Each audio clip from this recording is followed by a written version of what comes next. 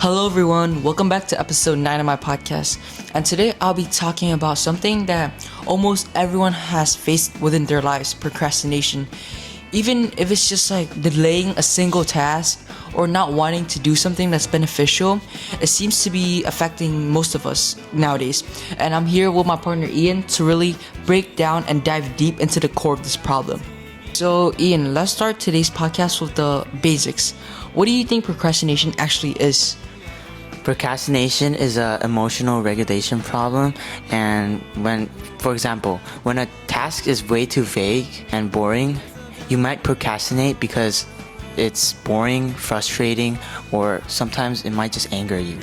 I think that's a really good perspective to start this podcast with, because most people, they often associate procrastination with laziness, which I honestly believe is pretty incorrect, like most of the time, because laziness and procrastination are two different things. And this leads me to another question I like to ask you.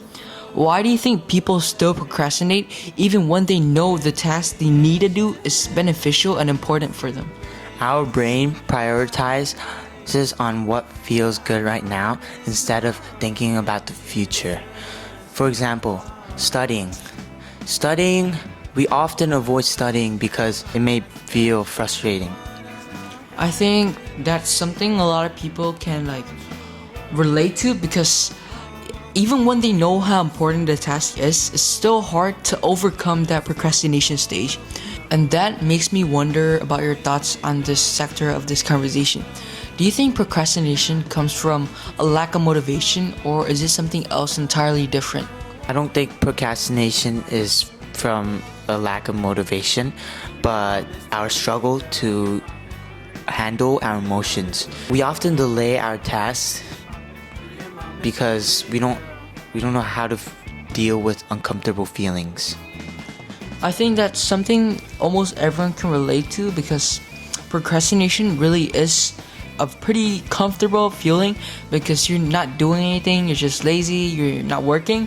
But for some people, it may also feel pretty uncomfortable because they know they can do better. They're just wasting their potential, They're just laying down, not doing any work.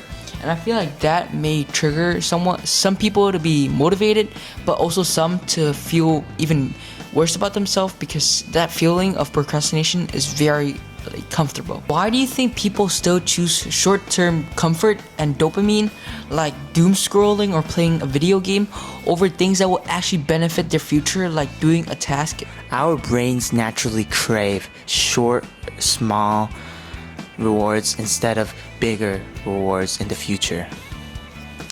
Yeah, and what's interesting to me is the fact that people do know the right decision, do know that it's better to get that work done rather than just play video games, but it's still difficult for some people to make that decision. And I feel like the day they start making those decisions and stop procrastinating, I feel like that's when they actually overcome procrastination. Now speaking more about personal experiences, have you ever struggled with procrastination yourself, and what situation mostly triggered it for you? As a middle school student, I've struggled a lot with procrastination, and to fix it, I've set up a schedule for myself and I've changed my mindset. I think that's a really good point and a really good plan, basically, because setting up a schedule is always very beneficial. Ian, at what point do you think procrastination becomes a habit? Like I said, we all wait for that right mood to come, but that right mood, that burst of inspiration will never come. So you have to set schedules, timers, alarms, and have also a good mindset. I feel like waiting for a sudden feeling is not necessarily always good for you, because you're not actually training yourself to be disciplined.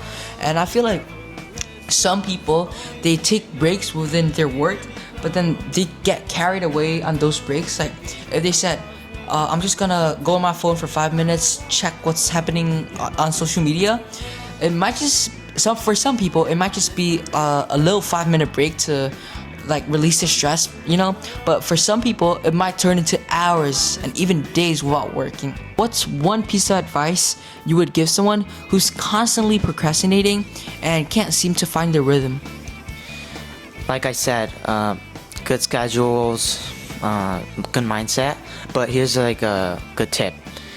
You could break the thing down to many different small sections and set a timer to do 5 minutes, and you will not only do work effectively, but you will also find yourself in a better position than others. I think that's a really good place to end because the advice you gave was really accurate and I think very effective.